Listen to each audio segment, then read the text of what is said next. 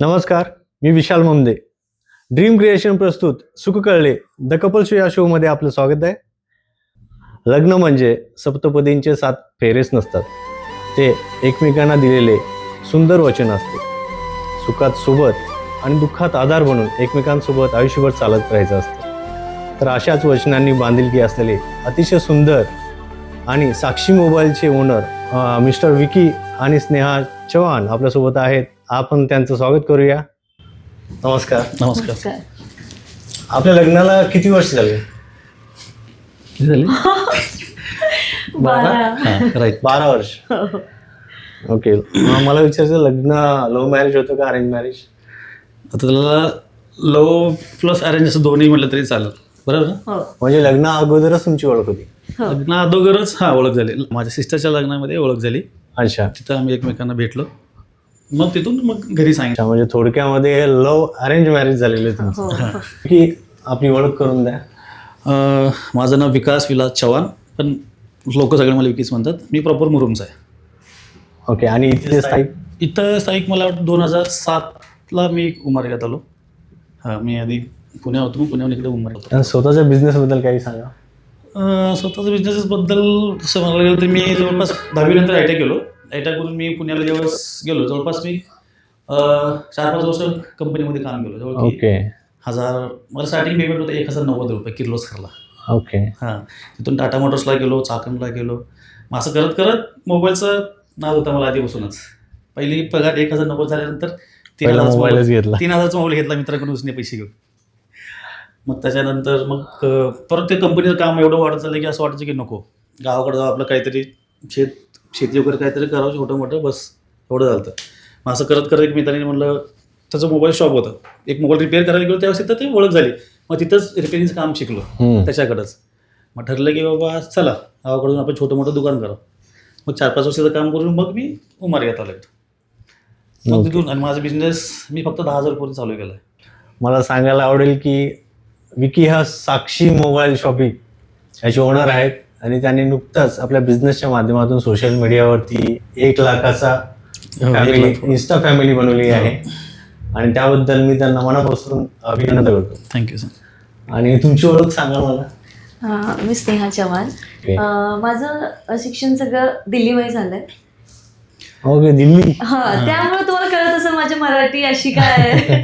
मी इथे यायला म्हणूनच घाबरत होते की माझी मराठी थोडीशी अशी आहे, कारण आमचे घरी सगळे हिंदी बोलतात. आर्मीमध्ये होते माझे पप्पा, त्यामुळे सगळे हिंदी होतं आमच्या घरी. नाही, तरी पण मराठी खूप चांगली आहे. आता उमरग्याची शिकले मी. राहायला पहिलेपासून दिल्लीतच होते? हो. मी म्हणजे महाराष्ट्रामध्येच मी 2009 का 10 मध्ये आले. म्हणजे नव्हतेच मी महाराष्ट्रात. तेव्हापासूनच मराठी बोलते? हो. लग्नाच्या 1 वर्ष, लग्नाच्या नंतरच मी मराठी शिकले. अतिशय सुंदर. तुमचं आधीचं शिक्षण वगैरे? ऍक्च्युली माझं 12th झालंय. त्यानंतर माझी भेट झाली होती यांच्यासोबत. तर मग ह्यांचं कसं, आमच्या दोघांमध्ये 6 इयर्सचं गॅप आहे. ह्यांच्या घरचे फोर्स करत होते की लग्न करायचं. आणि लग्नानंतर इकडं आल्यावर इकडलं थोडं वेगळं डिस्टन्स, मग तिथं जाऊन करायचं पॉसिबल नाही झालं. लग्न कुठे गेलात तुम्ही? आमचं लग्न इथं झालं. अच्छा, महाराष्ट्रात. पूर्ण फॅमिली इकडे शिफ्ट झालेली? त्या पुण्यामध्ये शिफ्ट होतो आम्ही. 1 वर्ष पहिला झालं होतं. दिल्लीहून जस्ट लग्नाच्या 1 वर्ष आधी पुण्यात शिफ्ट झालं. अच्छा. एकमेकांमध्ये झालेला पहिला बदल म्हणजे लग्नाआधी आपण सेपरेटली विचार वेगळे असतात आणि लग्नानंतर असं काहीतरी चेंजेस?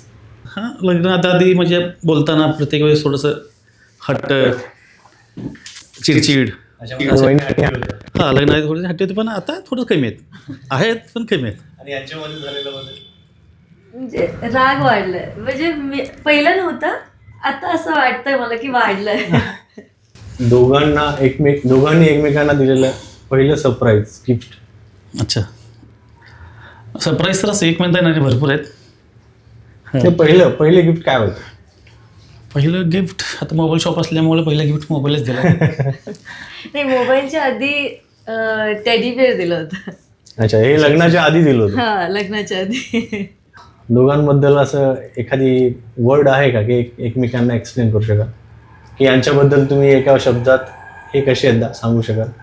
मी तर याला गुंडा म्हणते ऍक्च्युली. म्हणजे ते प्यारवाला गुंड, असं म्हणजे हा. रागवाला नाही, जे प्रेमातील असं गुंड. दिसतंय असं डेंजर, पण अगर त्यांना तुम्ही समजून घेतलं तर बस हा. एकदम शांत असं. आणि यांच्याबद्दल तुमचं काय मत आहे? नाही आता मी किती जरी चिडलो नंतर हे जर झालं ना, जे शांत बसते ना तिथं, त्यावेळेस ते म्हणलं की बाबा अटेम्प्ट एकदा, मग परत जाऊन हग वगैरे करून त्यावेळेस मग एकदम जरी माझी जरी चूक असली किंवा हिची जरी असली तर हग करून बोलले की मग सगळ्या गोष्टी तिथं सगळ्या होऊन जातात. आजकाल लोकांची लग्न एका वर्षातच तुटत आहे, त्याबद्दल तुमचं काय मत आहे की प्रेम कसं टिकवायचं? मी सांगू, मला असं वाटतं की दोघांची अंडरस्टँडिंग जास्त इम्पॉर्टंट आहे, की म्हणजे दोघं पण एकदम हाय लेवलला जाऊ नका. भांडण पण झाले ना, आमच्यात पण खूप होतात, असं नाही की नाही होतात, पण एक जण शांत राहिलं ना थोड्या वेळासाठी, की आपलं पॉईंट ठेवा, पण थोड्या वेळानंतर काय माहिती नंतर ते समजतील, त्या टायमाला नाही समजणार, ज्या वेळेस रागात असतील किंवा काय, तर प्रेमाने नंतर सांगा की तुम्ही ह्या टायमाला हे गोष्ट चुकीची बोलतात, असं मला वाटतं. आमचं असंच आहे. म्हणजे भांडण तर प्रत्येक कपलमध्ये होतच ते भांडण झाल्याशिवाय प्रेम पण वाढत नाही. वाढत हो. नाही. फक्त भांडण झाल्यानंतर एकमेकांना कोणीतरी समजून घेणार पाहिजे. हो, फक्त लांब जायचं नाही. जे आपण करतो ना आजकाल, काय करतात की भांडण झालं की एक जण दुसरीकडे जातं, एक जण म्हणजे लांब जातात, असं करायचं नाही. आमचं भांडण होत आहे, रात्री आम्ही एकत्र असतो, म्हणजे तिथं सॉल्व्ह करायचं, दुसऱ्या दिवशी पण न्यायचं नाही ते भांडण. वा, हे अतिशय सुंदर आहे. कारण याशिवाय मग त्या कम्युनिकेशन संपणार नाही. हो. एकमेकांचा राग मनामध्ये ठेवण्यापेक्षा तिथंच तिथं संपवलेलं बरं. संपवायचं. आता आपण बोर्ड गेम खेळणार आहोत. मी क्वेश्चन विचारेल आणि एकमेकांबद्दलची आन्सर द्यायचे. ओके, तर पहिला क्वेश्चन आहे, आवडता पदार्थ?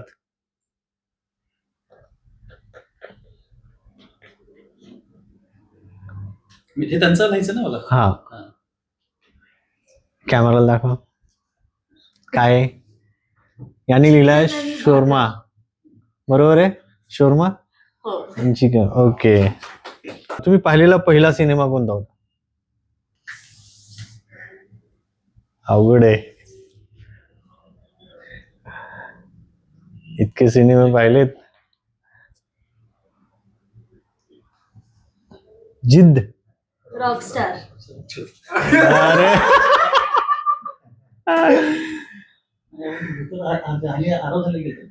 ते नंतर लग्नाच्या पहिले सगळ्यात पहिलं आपण रॉकस्टार. अच्छा, नेक्स्ट क्वेश्चन आहे की यांचा आवडता अभिनेता आणि यांची आवडती अभिनेत्री?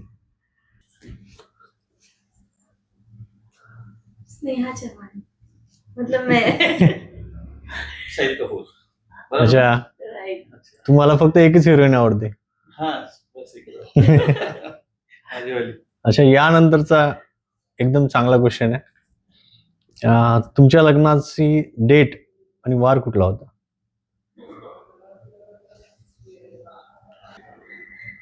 अॅनिव्हर्सरी डेट तर माहितीच असते. अच्छा, 24 एप्रिल. अच्छा, तुमचं नाही माहिती, फक्त 2012. बहुत ये तो गलत है ना, डेट तो मेन होती है. फक्त 2-3 दिवस आधी कळतंय की anniversary.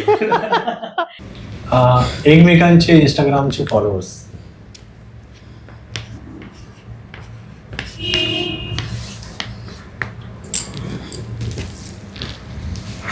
वन 104. आज एक 5 झाले. 10.1 बरोबर ना? 2 वाढले, आज वाढले असेल. Overall okay. अच्छा,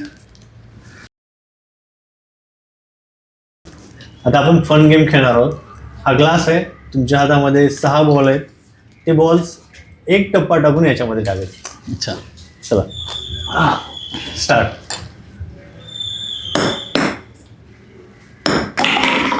केला एक तर 2 गेले. तुम्ही 2 बॉल्स टाकले. अच्छा, तुमची वेळ. हा. अरे एवढं नाही, सावकाश टाक फक्त. हा. मैं ऐसे डाल सकती हूँ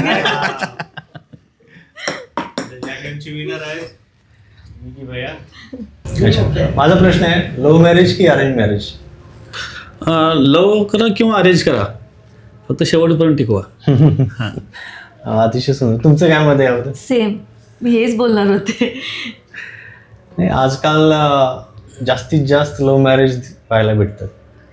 पण आजकाल जास्तीत जास्त लव्ह मॅरेजेस का तुटायला लागलेत, की म्हणजे दोन्ही चांगले आहेत, असं नाही की लव्ह खराब आहे किंवा अरेंज खराब आहे, दोन्ही चांगले आहेत, पण ते दोघांमध्ये आहे ना, की ते दोघं कसं पुढे जाणार आहेत एकमेकांना घेऊन, ते इम्पॉर्टंट आहे. हा विषय काय होतो की आजकाल प्रेमाची भाषाच वेगळी झालेली आहे. सिच्युएशनशिप, हो, लव्हशिप, याबद्दल काय म्हणते तुमचं? मी खरं सांगू, मला असं वाटतं जेवढं जास्त तुम्ही डेट करसाल, जे लव्ह मॅरेज करताय त्यांच्यासाठी तुम्ही जेवढं टाईम घालवसाल, की नको अजून 2 वर्ष आपण एकमेकाला समजू, काहीच होणार नाही आहे त्याच्याने.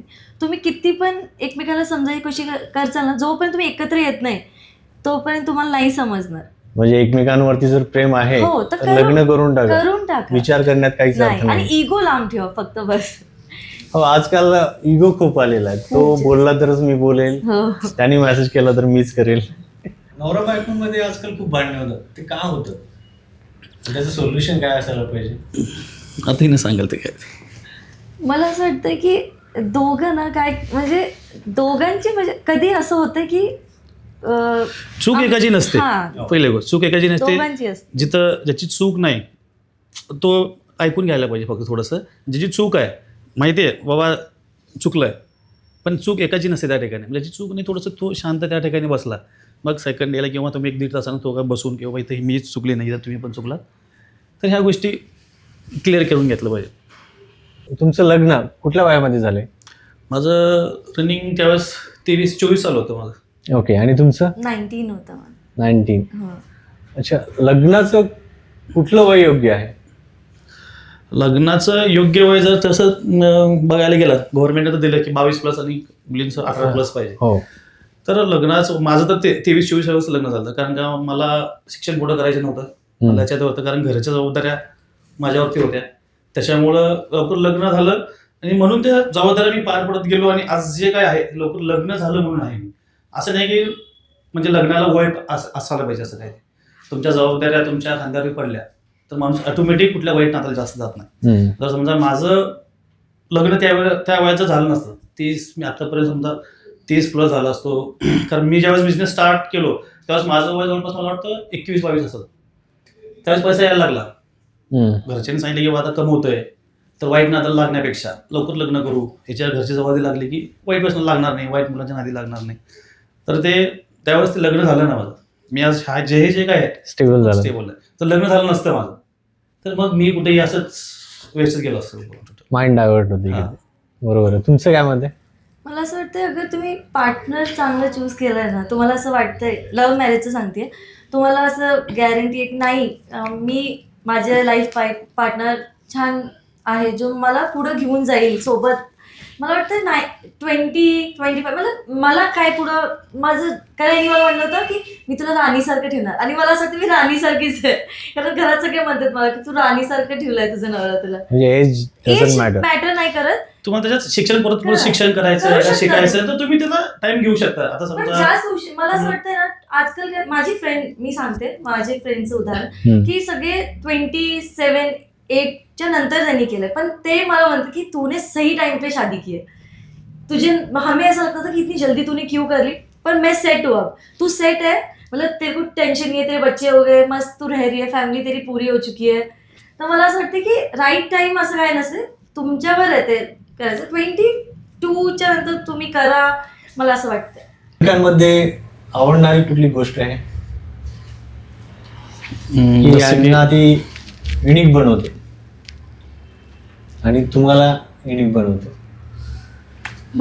मी तर सांगू मला का आवडले होते विकास, की जे पण अचीव केलंय ना आतापर्यंत, सगळं केलंय ना स्वतः केलंय, म्हणजे कुणाची न हेल्प घेता की नको आहेत ना माझे घरचे किंवा माझ्या घरच्यांपाशी आहे ना, तसं नाही, मी आहे ना. आत्ता पण मला काय असं झालं, म्हणजे थोडं 1-2 वर्ष थोडं डाऊन होतं आमचं की बिझनेसमध्ये वगैरे, पण यांचं असं होतं की नेहा मला माहिती आहे तू थोडं असं वाटत असेल तुला की आपण ठीक नाही आहे, म्हणजे फिरत नाही आहे, कुठं जात नाही आहे, थोडं कमी सगळं होतं, मी आहे, आपण परत वर जाऊ. आणि आज ना मला एवढं छान वाटतं सांगायला की बोलले ना ते गोष्ट होणार आणि ते होते असं. म्हणजे एकदा ठरवलं की करायचं आहे ते कुठल्याही परिस्थिती करणार, करायचं. किती डाऊन फॉल होऊ दे काही होऊ दे, कमबॅक करणार म्हणजे करणार. एकमेकांचा विश्वास आणि साथ असेल तर माणूस कुठेही जातो. हां, त्या मागे 1.5-2 वर्षामध्ये थोडं टाईम खराब होता. हिने पण समजून घेतली, हां ठीक आहे, म्हणजे कुठल्या गोष्टी मागायच्या किंवा कुठल्या गोष्टी नाही मागायच्या, आहे त्या गोष्टीमध्ये कसं ॲडजस्टमेंट करायचं, ह्या 2-3 वर्ष केलं त्यांनी. त्याच्यामुळे मला एवढं जाणवलं नाही की एवढं डाऊनफॉल झालं, ठीक आहे. हां, मग आता झालं तसं 2-3 वर्षात पूर्ण रिकवर झाला असेल. ओके. मागे जेव्हा टिकटॉक चालू झालं तेव्हा दोघेही खूप चांगल्या प्रकारे ऍक्टिव्ह होतात. हो, त्याच्यानंतर खूप गॅप पडला आणि मग इंस्टाग्राम वरती आले. लोकांना इच्छा होती की लगेच तुम्ही स्विच कराल इंस्टाग्रामवर. नाही, कारण? थोडं त्याचं कारण म्हणजे मला बिझनेसमधून टाइमच भेटत नव्हता. ओके. आणि टिकटॉकला काय बसल्या बसल्या ठीक आहे, ते ड्युटी येतो तिथून हे करायचं, डबल करायचं, हे होतं. आणि मग आता शॉपमधून टाइम करणं, आउटडोर शूटला जाणं, हे करणं, त्याच्यामुळे तो लेट झालं. पण लेट आलो पण थेट आलो डायरेक्ट असं झालं. एवढं 5 वर्षात फॉलोअर्स वाढले असते तर ते 2 महिन्यात वाढले. ओके. आता परत दोघं ड्युएट करण्याचा काय विचार?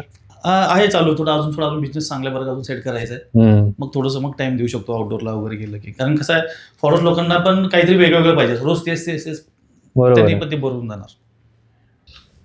अशा शॉर्ट मध्ये आमचा हा शो कसा वाटला? शो खूप छान झाला सर. मला म्हणजे असं वाटलं नव्हतं की होईल. मला वाटलं चला ठीक आहे, असं जायचं 2 चेअर टाकून बसायचं. पण एकदम स्टुडिओ एकदम जबरदस्त, खूप छान बनवलं.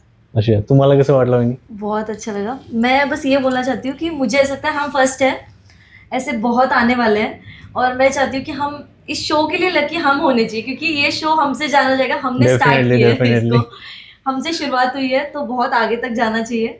आगे मैं बहुत डरी हुई थी क्योंकि मराठी हिंदी का प्रॉब्लम है यहाँ पे मेरा. तो मुझे तो बहुत अच्छा लगा, बहुत कंफर्टेबल, सब कुछ बहुत अच्छा हुआ. आपण या आमच्या शो मध्ये आलात त्याबद्दल तुमचे धन्यवाद. धन्यवाद सर. प्रेक्षकांनाही धन्यवाद. आजचा शो कसा वाटला तुम्ही कमेंट बॉक्समध्ये नक्कीच कळवा.